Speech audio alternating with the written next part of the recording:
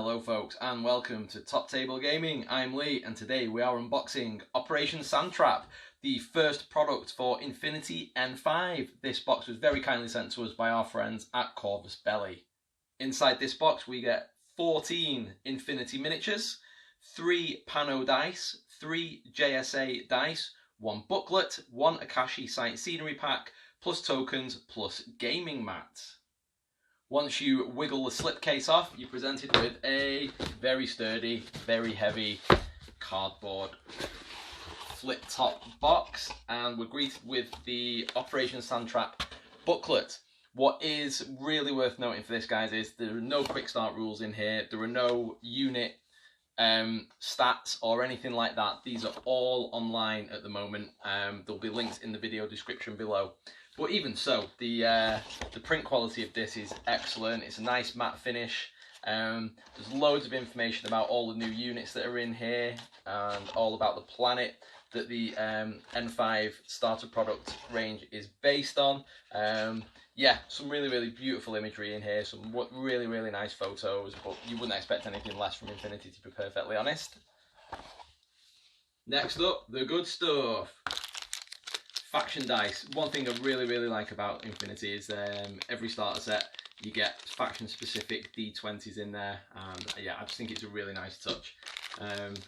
This is my third starter set that's had Pano in there, so I've got 9 Pano dice kicking around somewhere now, which is nice. But I don't think you ever need more than 3, so that's absolutely fine. Loads of bases. Infinity bases are really good. They have sort of directional markers built in, sort of thing, so it's always very clear what is front facing on your miniatures. You see there, so there's like a little side pointer, front arc center, and another pointy bit at the side there. And next up, just a load of miniatures. I'm not going to go into too much detail with these here because I'm going to crack them out of these bags and then just get them built, really. We can see obviously the metal, with this being Corvus Belli. The Infinity range is mostly metal. It is worth noting that the description for M5 says metal and plastic. I don't think you can expect HIPS, like your standard gaming plastic for these. I understand they use something called Cyocast, or a version of that, which is like a plastic resin injection molded thing. So keep an eye out for that. See what crops up. But yeah, in short, the miniatures are always absolutely outstanding for Infinity anyway. So we don't need to spend too much time in here. I don't really know what's what yet, to be perfectly honest. I'll get them built, get them undercoated, well, get them painted, and then we can see from there. But yeah, they're just good. They're just always really crisp casts. I've never had any issues putting them together, apart from the tiny little antennae on some of the Pano heads back when I first got my first Infinity products. I have heard people have had issues in the past gluing these things together. Like, for some reason, there's just not the connections just don't hold. There are various ways around this. You can get super glue accelerators and things like that, but I think it might be worth just pinning them anyway, if that's going to be a concern. But looking at how these have been gated and cut up ready for building, I don't think that's going to be an issue with these. Like, that's just a massive block there, a massive block there. That's going to go in there absolutely fantastic.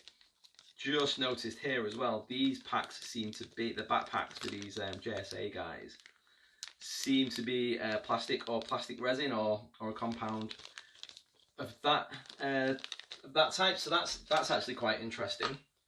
The Pano Fusiliers don't have that. They just have like little jetpack sort of things on the back. I don't think the jetpacks do, but yeah, they're all metal. So that's quite interesting. Yeah, see, we've got another one here. So yeah, the three line infantry for these guys are metal and plastic. Use super glue when you're gluing these guys together. For metal, always use super glue, and yeah, if you can, maybe if you've got the time and the confidence, maybe just give it a pin. This is the special miniature that comes with pre-orders. He's a Yamabushi, Yamabushi. My accent doesn't lend itself well to pronouncing these sort of Japanese names very well, so I do apologise for if any offence caused. Oh, that's a shame. It's got a bit of a bent staff there, but I'm sure with a bit of gentle finagling we can get that sorted. I'm not worried too much about that. And then another little dude here with a plastic backpack. So what's interesting is he's in a sealer bag with a quality control ticket, but none of the other guys are. They're all just like heat sealed. So that's quite interesting, but not to worry. I'm not going to lose too much sleep about that. Corvus Belli insert, not very exciting. And then the scenery pack. So we can see here the scenery looks really quite good, really interesting. Oops, upside down. We have the instructions there. Look relatively straightforward. I did have some issues with the cardstock terrain from Operation Karlstrom. This is quite a bit thinner. That is the paper gaming map.